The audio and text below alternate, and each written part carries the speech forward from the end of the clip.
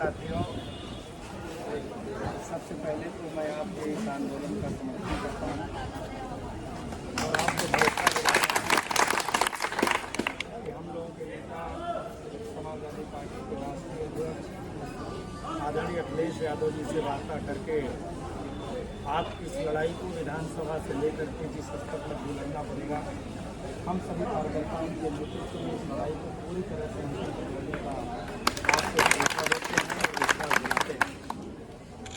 सम्मानित साथियों, ये मैं जानता हूँ कि ये कटाई मिल जनपद प्रयागराज के विधानसभा क्षेत्र पुराव में स्थापित है, लेकिन इससे लाभ पाने वाले लोग जनपद के विभिन्न क्षेत्रों के विभिन्न कोने कोने के हर विधानसभा के लोगों को इसका लाभ मिलता था।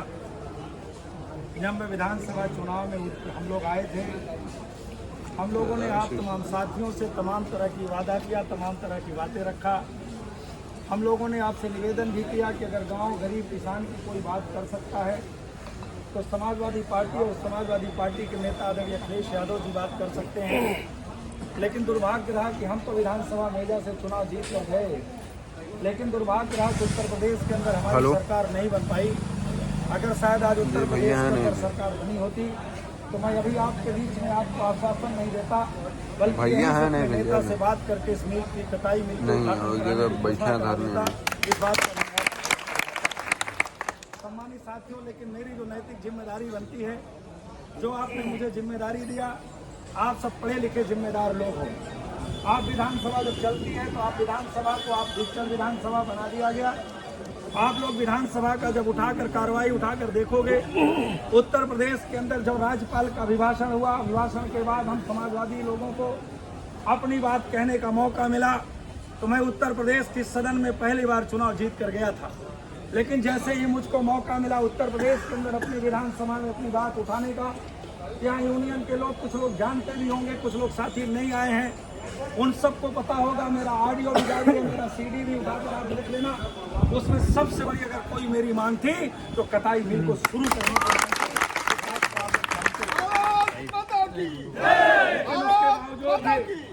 लेकिन उसके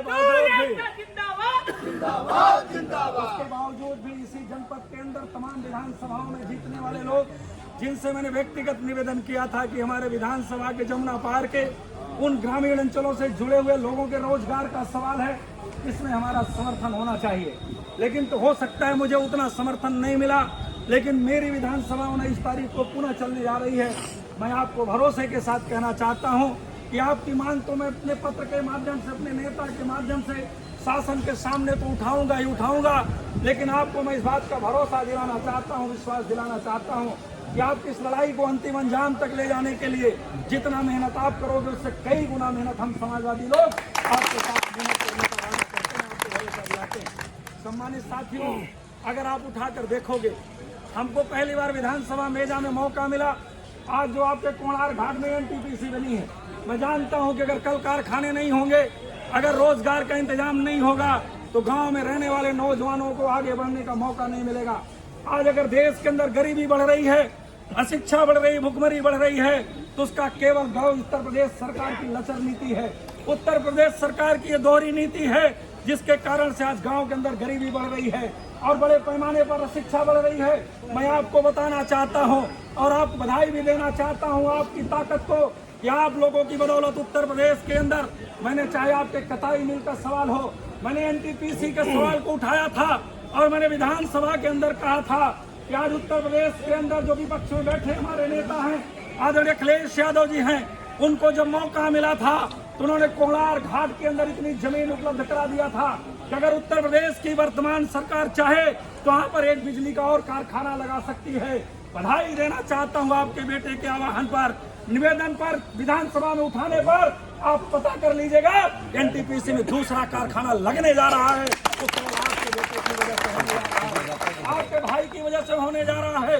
इतना ही नहीं, सम्मानित साथियों, में बताना चाहता हूँ, हमारे इस दूर दराज के इलाके के लोग, चाहे कुराओं के लोग हों, चाहे हमारे तमाम क्षेत्र के लोग हों, जब हमारे परिवार का कोई व्यक्ति मृत हो जाता है तो उसको हम सिरसा घाट ले जाते हैं, छतवा ले जाते हैं, बिजौरा ले जाते हैं, हम तमाम घाटों पर ले जाते हैं। तमाम लोगों को यहाँ विधायक बनने का मौका मिला, तमाम लोगों ने तमाम तरह की बातें कही।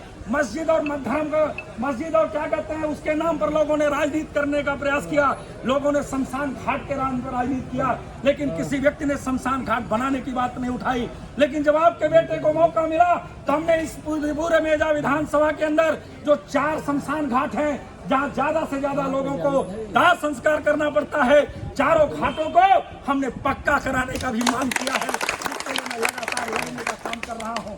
मैं आपको भरोसा दिलाना चाहता हूँ कि जिस उम्मीद और विश्वास से आपने अपने गरीब किसान के बेटे को आपने लखनऊ भेजा है, उत्तर प्रदेश के विधानसभा में भेजा है, आप समय समय पर हमें बताते रहना, समय समय पर हमें आदेशित करते रहना, समय समय पर हमारा मार्गदर्शन करते रहना। हम आपको भरोसा दिलाना चाहते हैं, जब तक मेरे शरीर के अंदर सांस चलेगी, आपकी लड़ाई को मैं अंतिम तक लड़ने का वचन देता हूँ, वादा करता हूँ, भरोसा देता हूँ। इतना ही नहीं सम्मानित साथियों, 19 तारीख को जो विधानसभा चलने जा रही है, हमारे तमाम एनटीपीसी के नौजवान हैं, पता करवा लीजिएगा। मेरा एक सवाल लगा है, इन एनटीपीसी के कर्मचारियों के लिए सवाल लगा है। मैंने सरकार से सवाल किया है, उत्तर प्रदेश नहीं देश के अंदर जितने भी एनटीपीसी काम कर रही हैं, क्या सभी एनटीपीसी की तनख्वाह एक समान है? मैं बताना चाहता हूं, केवल इलाहाबाद का एनटीपीसी कोणार्क घाट एक ऐसी एनटीपीसी है जहां लोगों को सैलरी कम दी जाती है। मैंने मांग किया ऐसा क्यों किया जाता है, तो सरकार ने एनटीपीसी ने मुझको जवाब दिया कि चूंकि 50% उत्तर प्रदेश सरकार का हिस्सा है। मैंने सरकार से मांग किया है कि मजदूरी एक समान होनी चाहिए, चाहे सरकार का नौकर हो चाहे किसी प्राइवेट कंपनी का नौकर हो। विधानसभा में उठाने का काम किया है। इसी तरह से मैंने 13 सवाल उठाए हैं हमारे इलाके में, चाहे पानी का सवाल होगा, चाहे शमशान घाट का सवाल होगा, चाहे सड़कों का सवाल होगा। लगातार हम विधानसभा के अंदर संघर्ष करने का वादा करते हैं। और मैं यहाँ तहसील के माध्यम से हमारे जो तहसील के तमाम अधिकारी हैं, साथियों, मैंने 2 मांग और आपके सामने रखी है। उस बात को इसलिए कहना चाहता हूँ तो सवाल आ गया है विधानसभा में जिस पर मुझको चर्चा करनी है। हमारे यहाँ कई आपदा होती है, किसानों का खेत खलिहान जल जाता है, जानवर जल जाते हैं, इंसान मर जाता है। सरकार कहती है मैंने सॉफ्टवेयर तैयार कराया है, सरकार कहती है कि मैंने ऐसे तमाम व्यवस्था की है, इंसान जाकर के वहां डाटा सेंटर से अपनी जानकारी ले सकता है। मैंने मांग किया है कि हर तहसील में एक डाटा सेंटर बनाया जाए कि जहां से जाकर के लोग अपनी आपदा की जानकारी ले सके। हमारी फाइल कहां पर है उसको किसी अधिकारी के सामने दस्तक में देना पड़े, ऑनलाइन अपने डाटा की जानकारी ले सके। इस बात की भी मांग मैंने उत्तर प्रदेश सरकार से किया है। इतना ही नहीं किया सम्मानित साथियों, हमारे जो लेखपाल बंधु हैं, मैंने ये मांग किया है कि अगर हमारे पास लेखपाल कम है, हमने ये तय किया मांग किया है कि अगर हमारे जनपद के अंदर लेखपाल की संख्या कम है, नौकरी नहीं दी जा सकती है, तो कम से कम तहसील के अंदर लेखपालों को एक टीम बनाकर परमानेंट बैठाया जाए। उनको कोई गांव न दिया जाए, केवल 24 घंटे पहले बता दिया जाए कि तुमको इस गांव में जाकर इसकी नाप करना है, तो गांव से भ्रष्टाचार खत्म कराने का भी काम बड़े पैमाने पर होगा। इन तमाम सवालों को हमने विधानसभा के अंदर उठाने का काम किया है।